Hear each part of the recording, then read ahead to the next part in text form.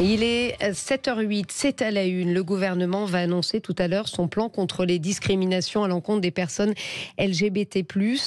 Une agression tous les 2 jours en France en 2022, une hausse de 28% par rapport à l'année dernière. On en parle avec Philippe Dubreuil, militant LGBT, ancien président du Forum gay et lesbien de Lyon. Bonjour Philippe Dubreuil. Bonjour. Il y avait urgence à réagir. Oui, parce que il y a une augmentation effectivement des actes LGBTI-phobes. Donc je pense que il fallait faire quelque chose. Donc le gouvernement, s'il a prévu quelque chose pour l'instant, je n'ai pas les détails des propositions, mais je pense que ça peut servir, oui, bien sûr. Effectivement, augmentation, on le disait, une agression tous les 2 jours en France. On a les chiffres de 2022. C'est une hausse de 28% par rapport à l'année précédente.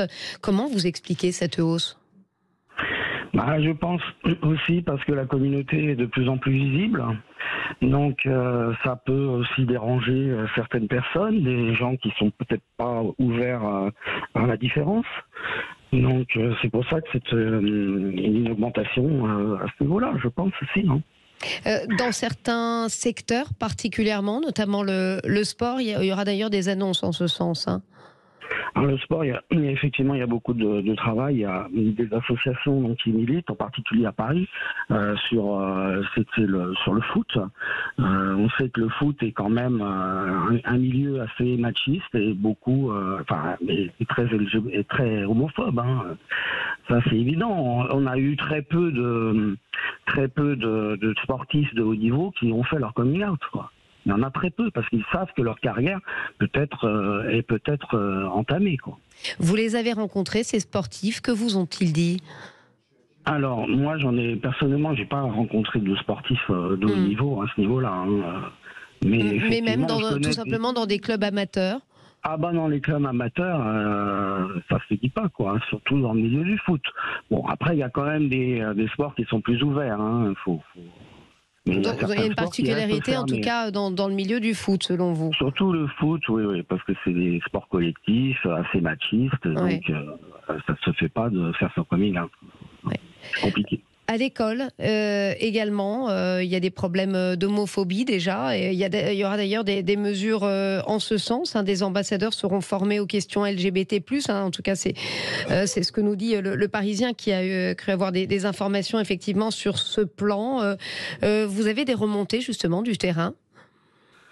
Alors sur les écoles, il y a quand même l'association donc SOS Homophobie qui travaille, mais il y a encore des écoles qui sont fermées à leur intervention. Donc eux, ils interviennent pour informer les jeunes, expliquer ce que c'est que les LGBTI, mais ça, il faut que toutes les écoles puissent être ouvertes, quoi. Et les chefs d'établissement ont encore la possibilité de refuser. On rappelle qu'il y a eu des suicides de jeunes, notamment le jeune Lucas. Les choses ont bougé à partir de ce moment-là ? Oui, je pense que ça a fait un détonateur. Bon, après, il n'y a pas que cette cause-là. Je pense que le harcèlement, de façon générale, il y a du travail à faire. Désormais, les enfants pourront indiquer sur les formulaires de rentrée qu'ils ont 2 mères ou 2 pères. Ça devrait faire partie de ces mesures annoncées aujourd'hui. Ça va changer les choses, selon vous ? Je pense que déjà, avant, il y avait parent 1, parent 2. Bon, c'est un peu c'est un petit détail, mais si ça peut effectivement arranger les choses et faire que ça se passe plus facilement au moins pour l'élève, de ne pas se sentir différent si dans le document c'est marqué de père ou de mère. Parmi les mesures également qui devraient être annoncées aujourd'hui, une enveloppe de 10 millions d'euros qui s'ajoutera à celle de 3 millions déjà sur la table. Est-ce que c'est vraiment de l'argent dont on a besoin, Philippe Dubreuil, ou est-ce qu'il faut vraiment faire un effort sur les mentalités tout simplement, et ça ne s'achète pas ? Je pense qu'effectivement tout ne s'achète pas avec l'argent.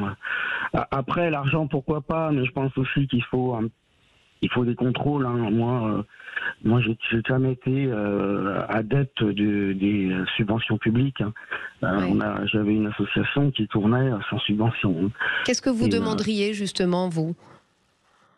Disons, plus la possibilité d'intervenir dans des lieux qui sont fermés, quoi. Je vois les clubs de sport, je vois effectivement certains établissements scolaires. Il faudrait pouvoir leur imposer, quoi.